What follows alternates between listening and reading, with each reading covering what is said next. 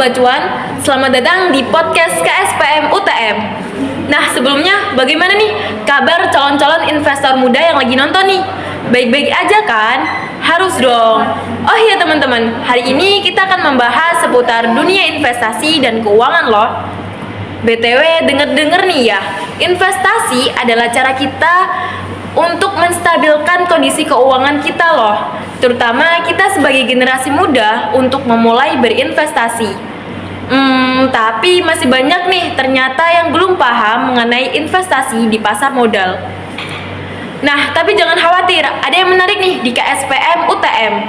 Jadi kali ini kita bakalan sharing-sharing seputar mengenal lebih dalam tentang menanam saham bagi pemula. Nah, apa aja sih yang dibutuhin sebelum kita benar-benar terjun ke dunia saham? Yuk simak pembahasan kita di podcast KSPM UTM. Oke, di sini aku Asikotul Zulfa sebagai host podcast kali ini. Tentunya aku nggak sendirian loh. Aku ditemenin sama sobat cuan aku nih, selaku narasumber spesial yang nantinya akan menemani kalian belajar investasi. Boleh dong Kak, perkenalkan diri juga ke sobat cuan yang lagi nonton nih. Oh, halo semuanya. Aku Efrizal. Di sini aku akan menemani kalian sepanjang podcast ini. Didengerin ya sampai habis dan jangan sampai ada yang kelewat. Oh iya, di sini Kak Efrizal juga bakalan ngasih tips nih bagaimana caranya masuk ke dunia saham dengan santai tapi tetap mendapatkan untung. Nah, tanpa berlama-lama, yuk langsung kita mulai aja. Halo Kak Efrizal. Halo Zulfa. Oke, mungkin bisa langsung aja kali ya. Kak Efrizal, sebenarnya apa sih saham itu? Saham itu simpel banget sebenarnya. Bayangin nih, kamu punya sebuah perusahaan, terus kamu jual sebagian kepemilikan perusahaan itu ke orang lain. Nah, saham itu adalah bukti kalau kamu punya sebagian kepemilikan dari perusahaan tersebut. Dengan punya saham, kamu bisa dapat keuntungan dari perusahaan kalau mereka untung, dan bisa jual sahamnya lagi kalau harganya naik gitu. Wah, seperti itu ya Kak. Sebenarnya siapa sih Kak yang terlibat dalam saham itu sendiri? Apakah investor dengan perusahaan aja?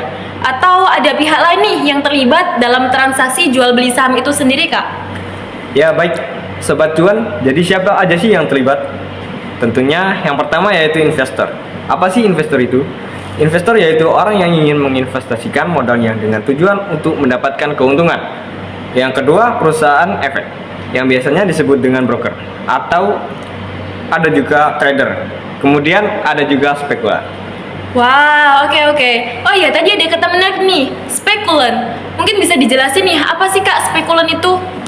Oke, spekulan itu biasanya adalah mereka-mereka yang ada di bursa dengan tujuan untuk mendapatkan keuntungan dalam jangka pendek dengan cara memanfaatkan fluktuasi dari harga saham yang terjadi. Oh gitu. Lalu kalau ada yang pengen memulai investasi nih ya, langkah pertamanya apa sih Kak? Mungkin bisa disaringkan nih ke sobat cuan yang lagi pengen memulai investasi tapi masih bingung mulai dari mananya Kak? Oke, boleh. Mungkin yang pertama, kamu harus buka rekening efek di sekuritas dulu. Gampang kok, bisa online. Kedua, pelajari dulu saham-saham yang mau kamu beli. Jangan asal-asalan beli. Cari tahu tentang perusahaan itu dulu. Ketiga, mulai deh investasi dengan nominal kecil, sambil terus belajar dari pengalaman itu. Menarik. Oh iya Kak, kapan sih kita sebagai investor mendapatkan keuntungan dari saham yang kita beli? Jadi kalau kita menjadi investor yang nantinya akan investasi di saham, sebetulnya peluang untuk mendapatkan keuntungan itu yang pertama kita bisa dapat dari dividen. Jadi dividen itu ialah keuntungan perusahaan yang nantinya akan dialokasikan oleh perusahaan kepada para pemegang saham itu sendiri. Yang kedua, ada keuntungan saham yang biasa disebut capital gain. Apa itu capital gain? Capital gain itu adalah suatu keuntungan yang kita dapatkan pada saat kita menjual saham yang harganya lebih tinggi dibandingkan pada saat kita membeli saham. Itulah yang disebut capital gain. Wah, jadi seperti itu ya Sobat Cuan? Oh iya, bagaimana sih Kak cara memantau saham yang sudah kita beli nih? Tentunya kita bisa melihat bagaimana pergerakan melalui aplikasi sekuritas secara online. Nah, dari situ kita bisa lihat karena kita sebagai investor tentunya harus paham stigma negatif di luar sana. Seperti ada yang beranggapan bahwa investasi saham itu seperti judi. Padahal itu merupakan dua hal yang sangat berbeda. Kalau investasi saham itu transaksinya dilakukan berdasarkan perhitungan dan analisis. Sedangkan perjudian hanya berdasarkan peruntungan belaka atau hoki-hokian. Wah, menarik sekali ya. Oh ya, mungkin ini pertanyaan terakhir ya, Kak. Apakah ada tips spesial buat pemula yang baru mulai investasi saham, Kak? Pastinya, pertama, jangan taruh semua duit kamu di satu saham. Itu sangat berisiko. Kedua, sabar. Saham itu investasi jangka panjang, bro. Jangan panik kalau harga turun.